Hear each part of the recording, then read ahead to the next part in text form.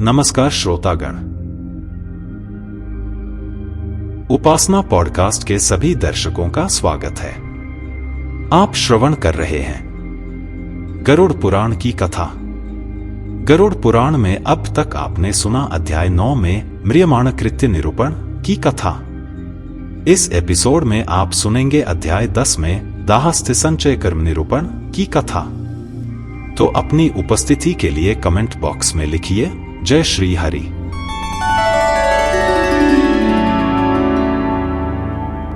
दसवां अध्याय मृत्यु के अनंतर के कृत्य, शव आदि नाम वाले पिंड दानों का फल, दाह संस्कार की विधि, पंचक में दाह का निषेध, दाह के अनंतर किए जाने वाले कृत्य, शिशु आदि की अंत्येष्टि का विधान। गरुड़ जी बोले, हे विभो, अब आप पुण्यात्मा पुरुषों के शरीर के दाह संस्कार का विधान बतलाइए और यदि पत्नी सती हो तो उसकी महिमा का भी वर्णन कीजिए। श्री भगवान ने कहा, हे तार्क्ष्य, जिन और्ध्वदैहिक कृत्यों को करने से पुत्र और पौत्र पितृ ऋण से मुक्त हो जाते हैं उसे बताता हूं, सुनो। बहुत से दान देने से क्या लाभ? माता पिता की अंत्येष्टि क्रिया भली भांति करें, उससे पुत्र को अग्निष्टोम याग के समान फल प्राप्त हो जाता है। माता पिता की मृत्यु होने पर पुत्र को शोक का परित्याग करके सभी पापों से मुक्ति प्राप्त करने के लिए समस्त बांधवों के साथ मुंडन कराना चाहिए। माता पिता के मरने पर जिसने मुंडन नहीं कराया वह संसार सागर को तारने वाला पुत्र कैसे समझा जाए? अत नख और कांख को छोड़कर मुंडन कराना आवश्यक है।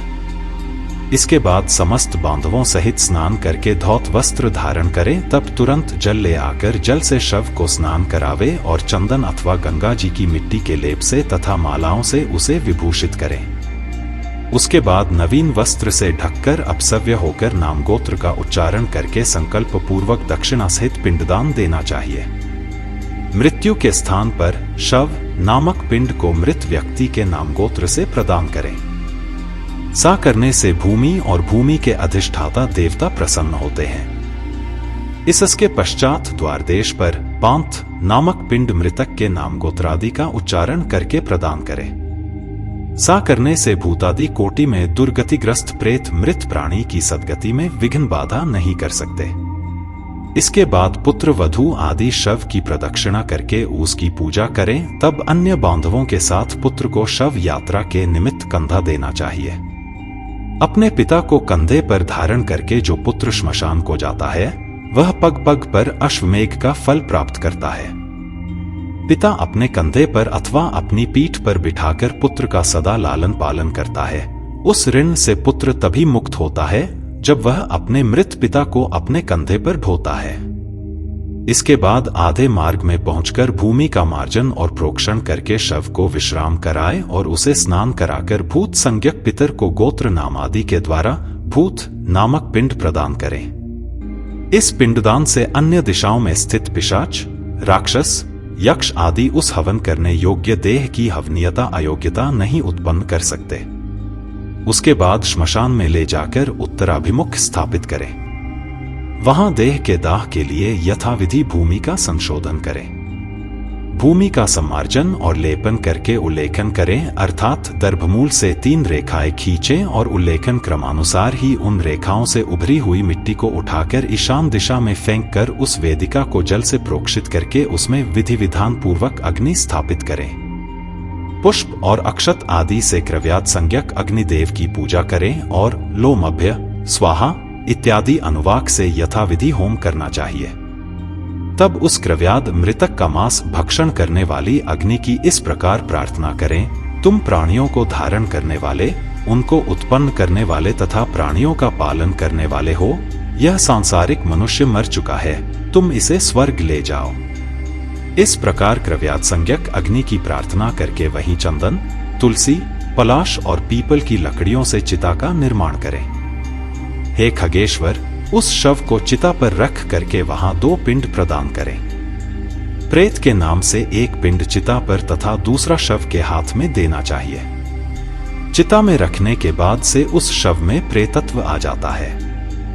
प्रेतकल्प को जानने वाले कतिपय विद्वज्जन चिता पर दिए जाने वाले पिंड को साधक नाम से संबोधित करते हैं। अत चिता पर साधक नाम से तथा शव के हाथ पर प्रेत नाम से पिंडदान करें। इस प्रकार 5 पिंड प्रदान करने से शव में आहुति योग्यता संपन्न होती है। अन्यथा श्मशान में स्थित पूर्वोक्त पिशाच, राक्षस तथा यक्ष आदि उसकी आहुति योग्यता के उपघातक होते हैं। प्रेत के लिए 5 पिंड देकर हवन किए हुए उस क्रव्याद अग्नि को तिनकों पर रखकर यदि पंचक, धनिष्ठा, शतभिषा, पूर्वा भाद्रपद, उत्तरा भाद्रपद और रेवती ये 5 नक्षत्र पंचक कहलाते हैं और इन पंचकों के स्वामी ग्रह क्रमश वसु, वरुण, अजचरण अथवा अजैकपात, अहिर्बुध्य और पूषा हैं, न हो तो पुत्र अग्नि प्रदान करे। पंचक में जिसका मरण होता है उस मनुष्य को सद्गति नहीं प्राप्त होती। पंचक शांति किए बिना उसका दाह संस्कार नहीं करना चाहिए, अन्यथा अन्य की मृत्यु हो जाती है। धनिष्ठा नक्षत्र के उत्तरार्ध से रेवती तक 5 नक्षत्र पंचक संज्ञक है। इनमें मृत व्यक्ति दाह के योग्य नहीं होता और उसका दाह करने से परिणाम शुभ नहीं होता। इन नक्षत्रों में जो मरता है उसके घर में कोई हानि होती है, पुत्र और सगोत्रियों को भी कोई विघ्न होता है। अथवा इस पंचक में भी दाह विधि का आचरण करके मृत व्यक्ति का दाह संस्कार हो सकता है। पंचक मरण प्रयुक्त सभी दोषों की शांति के लिए उस दाह विधि को कहूंगा। हे तार्क्ष्य, कुश से निर्मित 4 पुतलों को नक्षत्र मंत्रों से अभिमंत्रित करके शव के समीप में स्थापित करें। तब उन पुतलों में प्रतप्त सुवर्ण रखना चाहिए और फिर नक्षत्रों के नाम मंत्रों से होम करना चाहिए। पुन प्रेता जयता नरेंद्रो व शर्म यच्छतु ऋग्वेद 10 103 13 युज 17 46 इस मंत्र से उन नक्षत्र मंत्रों को संपुटित करके होम करना चाहिए। इसके बाद उन पुतलों के साथ शव का दाह करें। सपिंड श्राद्ध के दिन पुत्र यथाविधि पंचक शांति का अनुष्ठान करें। पंचक दोष की शांति के लिए क्रमश तिलपूर्ण पात्र, सोना, चांदी, रत्न तथा घृतपूर्ण कांस्य पात्र का दान करना चाहिए। इस प्रकार पंचक शांति विधान करके जो शव दाह करता है उसे पंचक जन्य कोई विघ्न बाधा नहीं होती और प्रेत भी सद्गति प्राप्त करता है। इस प्रकार पंचक में मृत व्यक्ति का दाह करना चाहिए और पंचक के बिना मरने पर केवल शव का दाह करना चाहिए। यदि मृत व्यक्ति की पत्नी सती हो रही हो तो उसके दाह के साथ ही शव का दाह करना चाहिए। अपने पति के प्रिय संपादन में संलग्न पतिव्रता नारी यदि उसके साथ परलोक गमन करना चाहे, सती होना स्त्री की इच्छा पर निर्भर करता है। सती के नाम पर कोई जबरदस्ती नहीं होनी चाहिए। तो पति की मृत्यु होने पर स्नान करे और अपने शरीर को कुमकुम, अंजन, सुंदर वस्त्राभूषण आदि से अलंकृत करे। ब्राह्मणों और बंधु बांधवों को दान दे। गुरुजनों को प्रणाम करके तब घर से बाहर निकले। इसके बाद देवालय जाकर भक्ति पूर्वक भगवान विष्णु को प्रणाम करे। वहां अपने आभूषणों को समर्पित करके वहां से श्रीफल लेकर लज्जा और मोह का परित्याग करके श्मशान भूमि में जाए। तब वहां सूर्य को नमस्कार करके चिता की परिक्रमा करके पुष्पशया रूपी चिता पर चढ़े और अपने पति को गोद में लिटाए। तदंतर सखियों को श्रीफल देकर दाह के लिए आज्ञा प्रदान करे और शरीर दाह को गंगाजल में स्नान के समान मानकर अपना शरीर जलाए। गर्भिणी स्त्री को अपने पति के साथ अपना दाह नहीं करना चाहिए। प्रसव करके और उत्पन्न बालक का पोषण करने के अनंतर उसे सती होना चाहिए। यदि स्त्री अपने मृत पति के शरीर को लेकर अपने शरीर का दाह करती है तो अग्नि उसके शरीर मात्र को जलाती है, उसकी आत्मा को कोई पीड़ा नहीं होती। धौंके जाते हुए स्वर्णादि धातुओं का मल जैसे अग्नि में जल जाता है, उसी प्रकार पति के साथ जलने वाली नारी अमृत के समान अग्नि में अपने पापों को जला देती है। जिस प्रकार सत्यपरायण धर्मात्मा पुरुष शपथ के समय तपे हुए लोह पिंडादि को लेने पर भी नहीं जलता, उसी प्रकार चिता पर पति के शरीर के साथ संयुक्त वह नारी भी कभी नहीं जलती, अर्थात उसे दाह प्रयुक्त कष्ट नहीं होता। प्रत्युत उसकी अंतरात्मा मृत व्यक्ति की अंतरात्मा के साथ एकत्व प्राप्त कर लेती है। पति की मृत्यु होने पर जब तक स्त्री उसके शरीर के साथ अपने शरीर को नहीं जला लेती, तब तक वह किसी प्रकार भी स्त्री शरीर प्राप्त करने से मुक्त नहीं होती।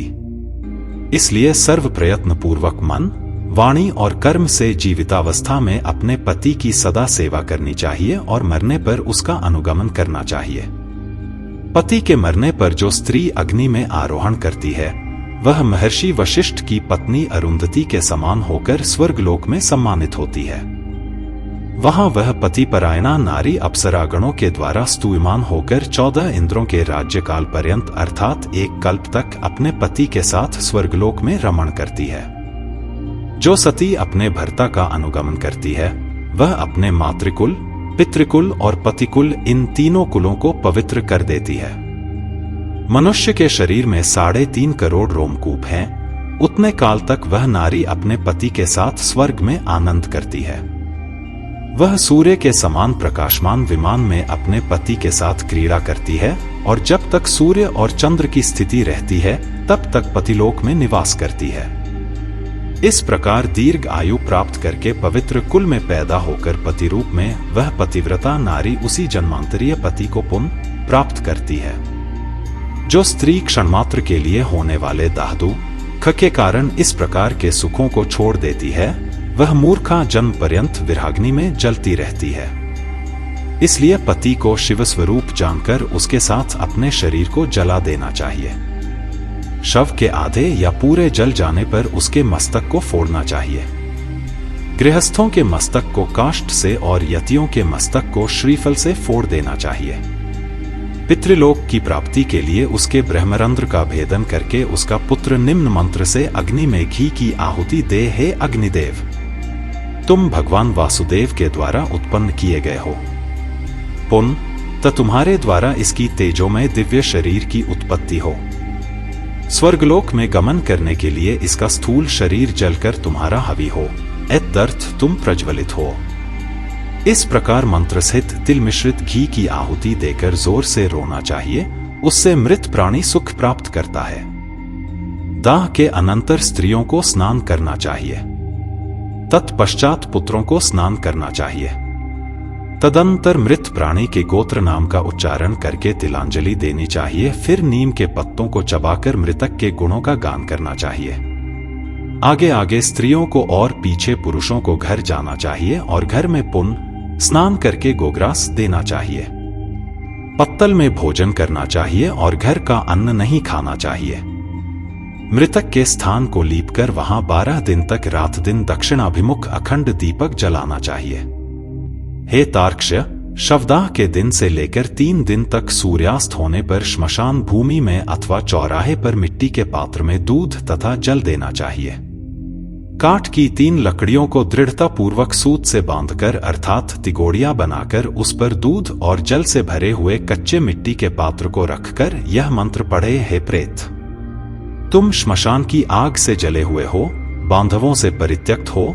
यह जल और यह दूध तुम्हारे लिए है, इसमें स्नान करो और इसे पियो। याज्ञवल्क्य स्मृति 3:17 की मिताक्षरा में विज्ञानेश्वर ने कहा है कि प्रेत के लिए जल और दूध पृथक पृथक पात्रों में रखना चाहिए और प्रेत अत्र स्नाहि कहकर जल तथा पिपचेदम कहकर दूध रखना चाहिए। साग्निक जिन्होंने अग्न्याधान किया हो को चौथे दिन अस्थि संचय करना चाहिए और निषिद्ध वारतिथि का विचार करके निरग्नि को तीसरे अथवा दूसरे दिन अस्थि संचय करना चाहिए। अस्थि संचय के लिए श्मशान भूमि में जाकर स्नान करके पवित्र हो जाए। ऊन का सूत्र लपेटकर और पवित्री धारण करके श्मशान वासियों भूतादि के लिए पुत्र को यमायतवा यजु 38:9 इस मंत्र से माश उड़द की बलि देनी चाहिए और 3 बार परिक्रमा करनी चाहिए। हे खगेश्वर, इसके बाद चिता स्थान को दूध से सींचकर जल से सींचे। तदंतर अस्थि संचय करे और उन अस्थियों को पलाश के पत्ते पर रखकर दूध और जल से धोए और पुनः मिट्टी के पात्र पर रखकर यथाविधि श्राद्ध पिंडदान करें। त्रिकोण स्थंडिल बनाकर उसे गोबर से लीपे। दक्षिणाभिमुख होकर स्थपिंडल के तीनों कोनों पर 3 पिंडदान करें। चिता भस्म को एकत्र करके उसके ऊपर तिपाई रखकर उस पर खुले मुख वाला जलपूर्ण घट स्थापित करें।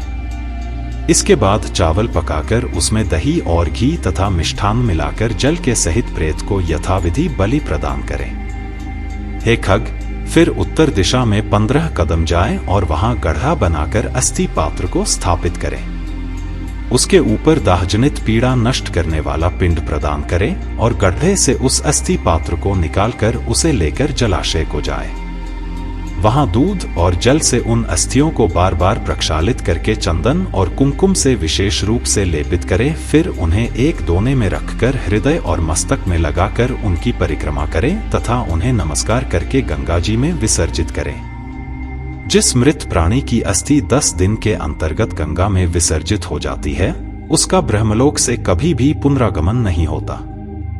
गंगाजल में मनुष्य की अस्थि जब तक रहती है, उतने 1000 वर्षों तक वह स्वर्गलोक में विराजमान रहता है। गंगा जल की लहरों को छूकर हवा जब मृतक का स्पर्श करती है, तब उस मृतक के पातक तत्क्षण ही नष्ट हो जाते हैं। महाराज भगीरथ उग्र तप से गंगा देवी की आराधना करके अपने पूर्वजों का उद्धार करने के लिए गंगा देवी को ब्रह्मलोक से भूलोक ले आए थे।